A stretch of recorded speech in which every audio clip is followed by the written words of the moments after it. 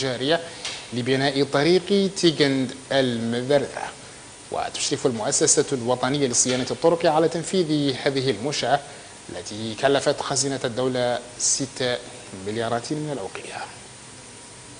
سيمكن إنجاز هذه الطريق من فك العزلة عن مقاطعة المذرذرة، ومن أجل الوقوف على مستوى تقدم الأشغال فيها زار وزير التجهيز والنقل السيد يحيى والحدمين رفقة والي ترارزة السيد محمد والأحمد سالم والمحمد رارة هذه الطريق الرابطة بين تيغنت والمذرذرة، والتي يصل طولها إلى 50 كيلومتر، والتي تم وضع مادة الإسفلت وهي الطبقة الأخيرة على جزء منها، فيما تم وضع الطبقات التحتية الأولية على جزء آخر منها يصل طوله إلى 20 كيلومتر.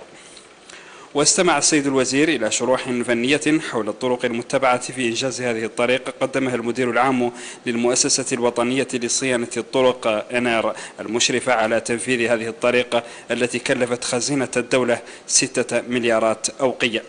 وأكد المشرفون أن هذه الطريق ستكتمل بإذن الله قبل الآجال المحددة لها. اليوم الحمد لله أعمال الطبقة الإسفلتية عنها بدت، وستستمر إن شاء الله بوتيرة مرضية كي تنتهي الأعمال كلها قبل الآجال المحددة. مراحل الأساسية من الأعمال الطبقة الإسفلتية اليوم تجاوزنا كيلين، والطبقة الأساسية وصلت 9 كيلومترات، ما قبل الطبقة الأساسية وصلت 18 كيل، والأعمال التحضيرية الأخرى متقدمة تقدم ممتاز.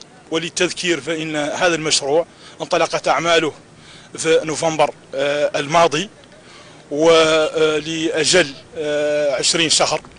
هذا ويدخل إنجاز هذه الطريق ضمن سياسة الدولة الهادفة إلى فك العزلة عن المدن على المستوى الوطني وربطها بطرق معبدة ليتمكن المواطن من التنقل في ظروف مريحة وآمنة.